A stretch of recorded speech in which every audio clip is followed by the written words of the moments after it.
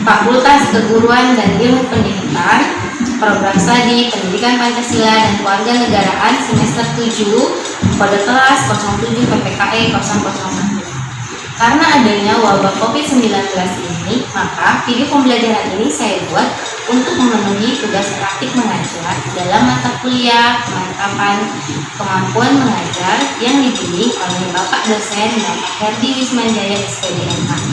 Dikarenakan kondisi saat ini yang tidak memungkinkan saya dan siswa-siswi lainnya untuk melakukan pembelajaran secara langsung atau tatap muka, maka video pembelajaran ini saya buat. Video pembelajaran ini bertemakan peran Indonesia dalam perdamaian dunia untuk kelas 11. Diharapkan pada video pembelajaran ini siswa-siswi dapat menambah wawasan dan pengetahuan siswa-siswi di rumah dalam bagaimana Indonesia berkontribusi dalam mewujudkan perdamaian dunia. Jadi tetap saksikan video pembelajaran ini, tetap semangat walau hanya belajar di rumah. Terima kasih. Assalamualaikum warahmatullahi wabarakatuh. Sebelum memulai video pembelajaran ini, sedikitnya saya akan memberitahukan tujuan pembelajaran yang akan saya sampaikan. Tujuan pembelajaran dalam video pembelajaran yang saya akan sampaikan dengan materi peran Indonesia dalam perdamaian dunia untuk kelas 11 adalah setelah mengikuti proses pembelajaran, diharapkan siswa-siswi dapat mensyukuri peran Indonesia dalam mewujudkan perdamaian dunia sebagai anugerah Tuhan Yang Maha Esa. Poin selanjutnya, siswa-siswi diharapkan dapat bersikap toleransi dan cinta damai dalam sebagai refleksi peran Indonesia dalam menciptakan perdamaian dunia dalam kehidupan sehari-hari, kehidupan bermasyarakat, berbangsa, dan bernegara. Poin selanjutnya, siswa-siswi diharapkan memahami peran Indonesia dalam menciptakan perdamaian dunia dengan hubungan internasional dan dengan kontribusi Indonesia dalam organisasi-organisasi internasional yang Indonesia ikuti.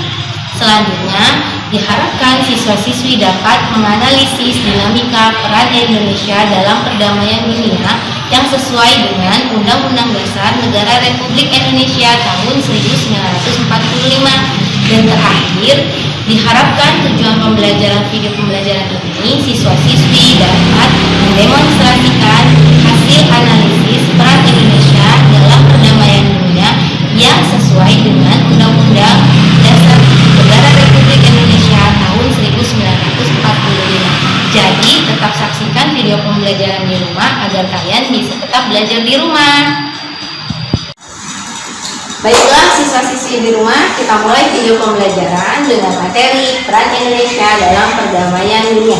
Jadi, tetap semangat belajar di rumah dan simak video pembelajaran ini dengan baik agar dapat menambah wawasan dan pengetahuan kalian semua. Kalian udah tahu belum sih Indonesia itu bisa mewujudkan perdamaian dunia dengan caranya bagaimana?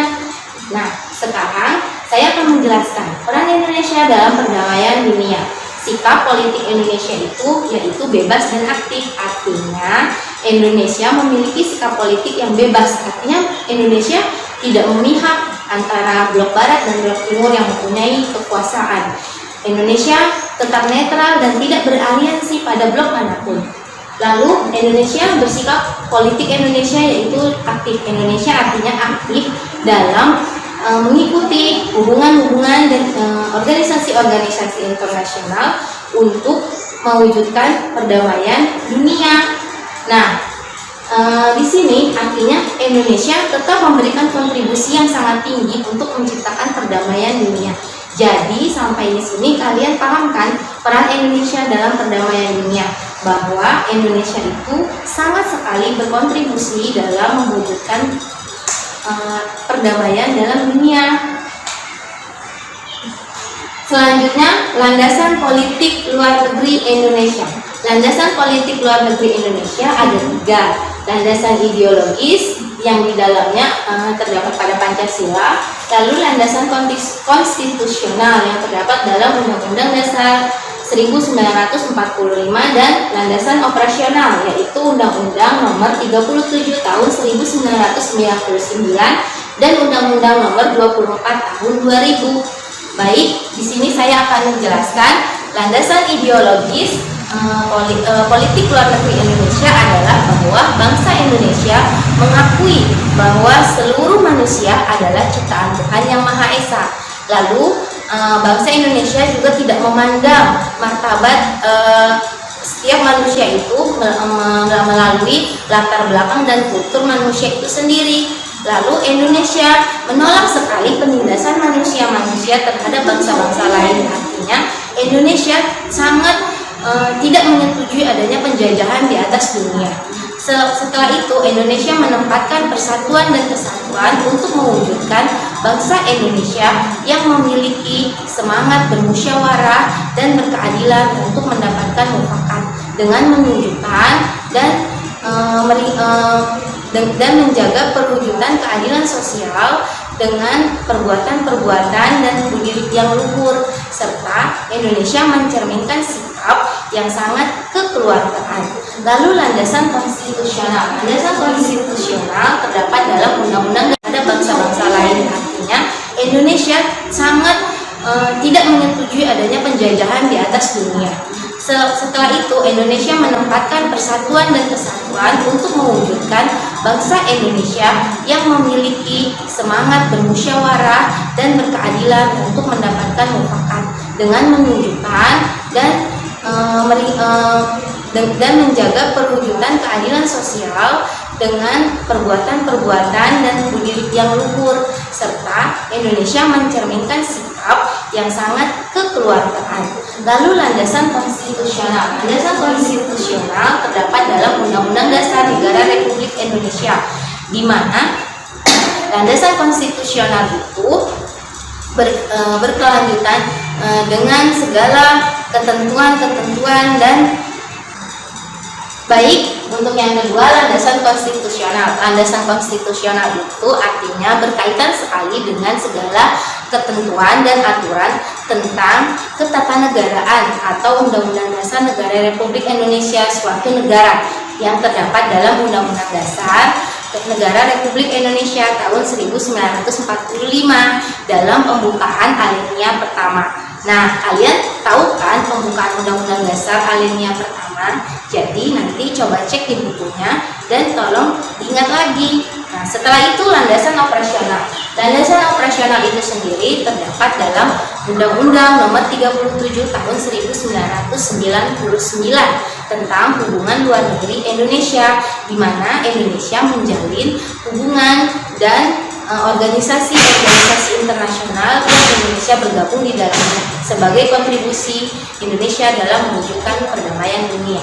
Lalu selanjutnya Undang-Undang Nomor 24 Tahun 2000, di mana di situ tertulis tentang perjanjian internasional antara Indonesia dengan bangsa-bangsa lainnya, di mana kebijakan presiden dalam bentuk keputusan presiden itu dan kebijakan Menteri Luar Negeri yang membentuk dalam peraturan Menteri Luar Negeri itu sendiri. Selanjutnya, tujuan politik luar negeri Indonesia.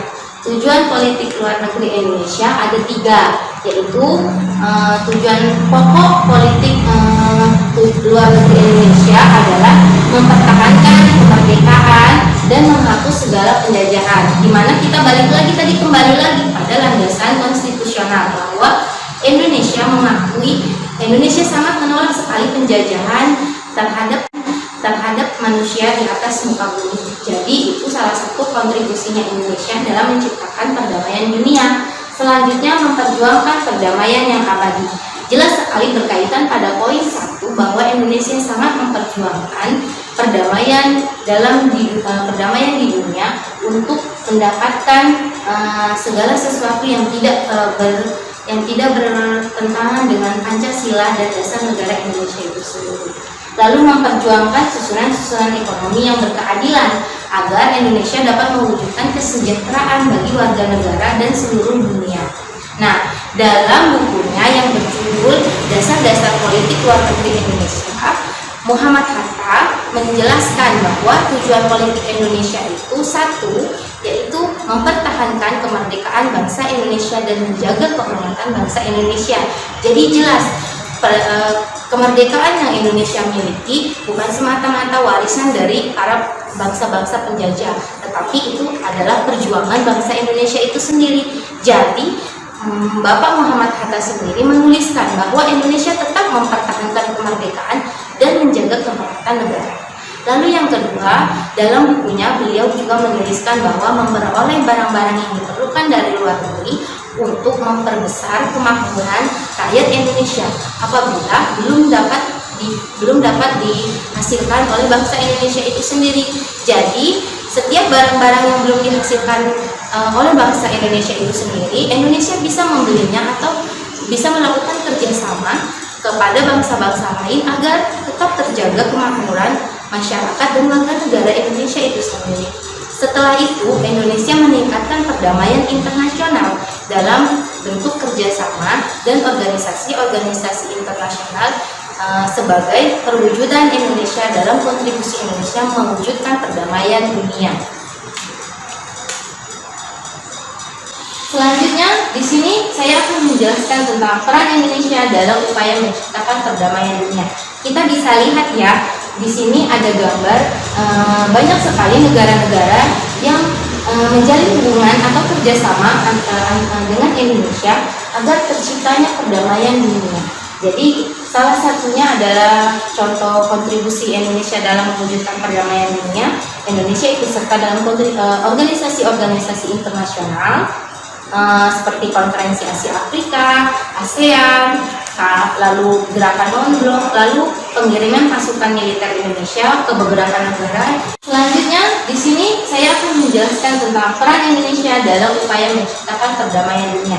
Kita bisa lihat ya, di sini ada gambar banyak sekali negara-negara yang menjalin hubungan atau kerjasama dengan Indonesia agar terciptanya perdamaian dunia. Jadi salah satunya adalah contoh kontribusi Indonesia dalam mewujudkan perdamaian dunia. Indonesia ikut serta dalam organisasi-organisasi internasional seperti Konferensi Asia Afrika, ASEAN, lalu Gerakan Non-Blok, lalu pengiriman pasukan militer Indonesia ke beberapa negara yang memang memerlukan atau negara-negara yang sedang konflik. Nah, di sini kita bisa melihat ya peran Indonesia dalam perdamaian dunia. Tadi sudah sebelumnya dijelaskan bahwa peran Indonesia dalam perdamaian dunia itu di mana Indonesia berkontribusi sendiri terhadap mewujudkan perdamaian dunia. Salah satunya ya seperti ini, mengikuti organisasi-organisasi internasional dan menjalin hubungan-hubungan internasional seperti Konferensi Asia Afrika, Gerakan Non-Blok, KONGA, dan ASEAN. Nah, di sini penjelasan tentang pelaksanaan Konferensi Asia Afrika atau KAA. Konferensi Asia Afrika itu sendiri berlangsung pada tahun 1955, di mana Indonesia sebagai negara pelopor tercetusnya Organisasi Konferensi Asia Afrika pada tahun 1955, di mana konferensi ini dipelopori oleh Menteri Luar Negeri Indonesia yaitu Bapak Ali Sastro Hamijoyo beserta 4 pemimpin negara lainnya seperti Pakistan, Bangladesh, India, dan Myanmar. KAA sendiri berlangsung pada tanggal 18 April 1955 bertempat di Gedung Merdeka Bandung. Nah, sedikit akan saya jelaskan tentang KAA, di mana lahirnya dua ketentuan, di mana latar belakang Konferensi Asia Afrika itu sendiri yaitu lahirnya dua kekuatan, yaitu Blok Barat dan Blok Timur. Blok Barat yang dipimpin oleh negara Amerika Serikat dan Blok Timur yang dipimpin oleh negara Uni Soviet, di mana keduanya memiliki pertentangan, memiliki perbedaan secara ideologi maupun kepentingan, di mana Blok Barat dan Blok Timur itu berusaha menarik simpati negara-negara kecil agar mau mengikuti perintah-perintah mereka, agar mau masuk dalam kekuasaan mereka. Jadi di sini Indonesia tidak beraliansi kepada blok manapun, baik blok barat maupun blok timur. Selanjutnya di sini ada tujuan dan hasil KAA. Tujuan hasil KAA yaitu kerjasama ekonomi, sosial, dan budaya di antara negara-negara Asia Afrika, di mana tujuan KAA sendiri selain kerjasama ekonomi, sosial, dan budaya, Indonesia juga bekerja sama dalam bidang politik, administrasi, dan kemiliteran oleh negara-negara di kawasan Asia Afrika. Selanjutnya, menyelesaikan masalah-masalah kemanusiaan dan menuntut kemerdekaan bagi rakyat Aljazair, Maroko, dan Tunisia. Di poin ini, kita bisa melihat bahwa Indonesia sangat sekali sangat sekali berkontribusi dalam mewujudkan perdamaian dunia, di mana kembali lagi pada landasan ideologi Indonesia bahwa Indonesia menolak sekali penjajahan pada kemerdekaan rakyat Aljazair, Maroko, dan negara Tunisia. Sekarang gerakan non-blok. Gerakan non-blok ini dilatar belakangi oleh munculnya blok barat dan blok timur. Blok barat sendiri itu dipimpin oleh negara Amerika Serikat, dan blok timur yang dipimpin oleh negara Uni Soviet, di mana di sini mereka berusaha untuk menarik simpati negara-negara kecil agar mau mengikuti kekuasaan mereka, agar mau mengikuti peraturan-peraturan yang mereka buat. Tetapi kembali lagi pada sistem politik Indonesia, bahwa Indonesia berpolitik bebas dan aktif, yang artinya Indonesia tidak beraliansi pada blok manapun, baik itu blok timur maupun blok barat. Lalu adanya kecemasan negara-negara yang baru merdeka, karena biasanya negara-negara yang baru merdeka itu akan menjaga sekali kedaulatan dan kehormatannya. Dikhawatirkan dengan adanya perpecahan antara blok barat dan blok timur, kedaulatan mereka dapat dicabut dan akhirnya mereka menjadi negara terjajah kembali. Setelah itu diadakannya dokumen Brioni, lalu terjadinya krisis Kuba dan pertemuan 5 negara pada sidang umum PBB. Nah, gerakan non-blok. Di sini sudah jelas sekali Indonesia lagi-lagi menjadi salah satu negara pelopor gerakan yang tergabung dalam gerakan non-blok pada tahun 1961, di mana Indonesia sendiri pernah menjadi ketua gerakan non-blok pada tahun 1992 sampai 1995. Di sini jelas sekali terlihat bahwa kontribusi Indonesia sangat sekali berkontribusi dalam mewujudkan perdamaian dunia. Lalu tujuan gerakan non-blok itu sendiri, tujuannya agar tidak beraliansi dengan negara-negara besar manapun, baik itu blok timur maupun blok barat. Seperti tadi, sistem politik Indonesia sendiri yaitu bebas dan aktif, artinya Indonesia netral, tidak beraliansi pada kedua negara besar tersebut. Nah, yang kedua yaitu Indonesia turut serta meredakan ketegangan dunia akibat perang dunia. Nah, tadi kembali lagi kepada landasan konstitusional yang terdapat pada Pancasila, bahwa Indonesia dalam pembukaannya alinea pertama, Indonesia sangat menolak sekali penjajahan di atas dunia, harus dihapuskan. Nah, untuk itu Indonesia terus sekali meredakan ketegangan budaya dan kemiliteran. Selanjutnya, misi pemeliharaan perdamaian pasukan Garuda atau kontinen Konga. Nah, di mana pasukan kali ini disebut Garuda II yang terdiri atas batalion 3310 Siliwangi, detasemen polisi militer dan peleton KKO Angkatan Laut. Pasukan Garuda II berangkat dari Jakarta tanggal 10 September 1960 dan menyelesaikan tugasnya pada bulan Mei 1961.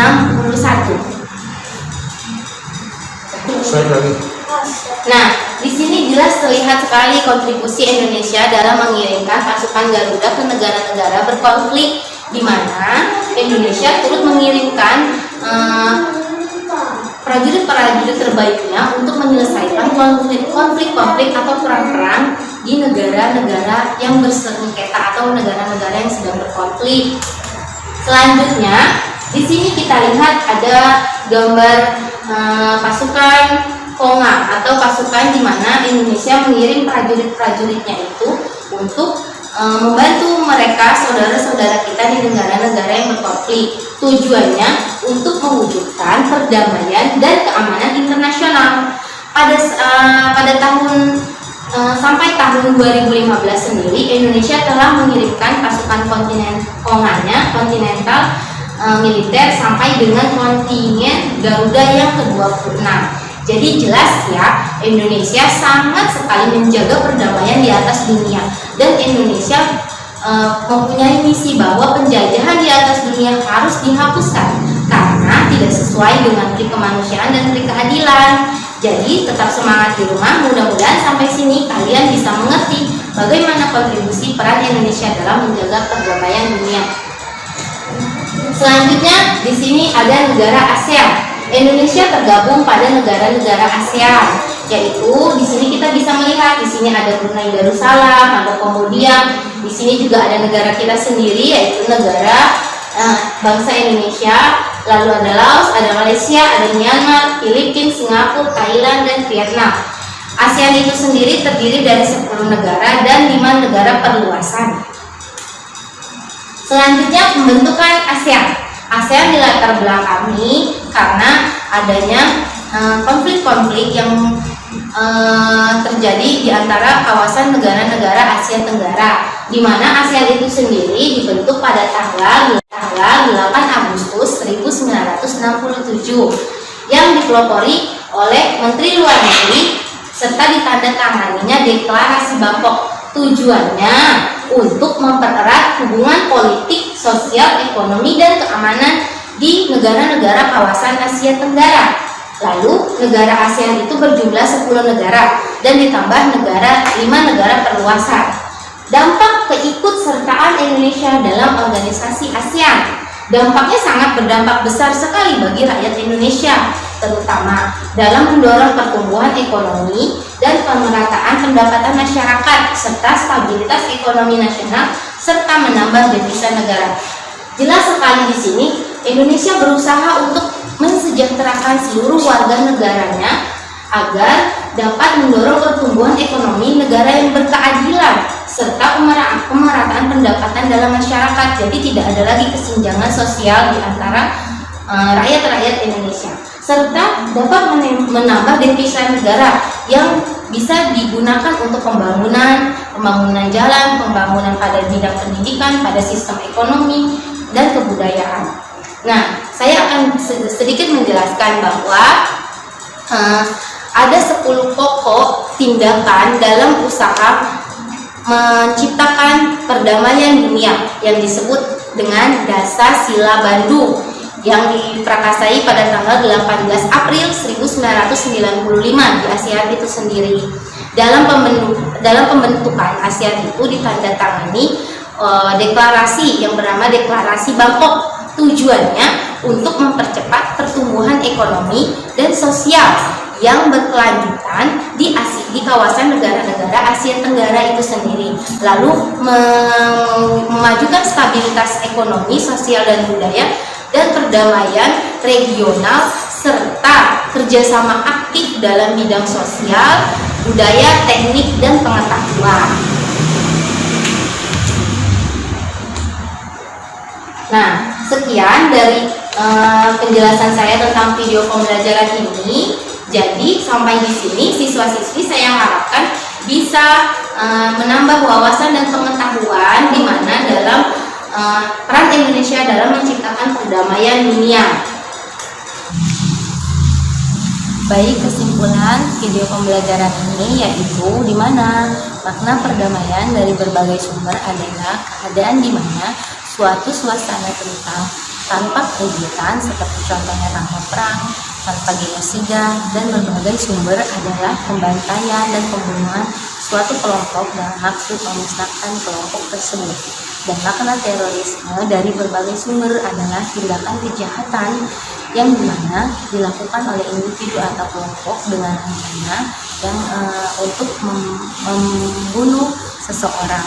Nah, jadi kaitannya pada peran perdamaian Indonesia dalam menciptakan perdamaian dunia ini, Indonesia sangat sekali menolak adanya genosida, teroris, dan penjajahan di atas dunia.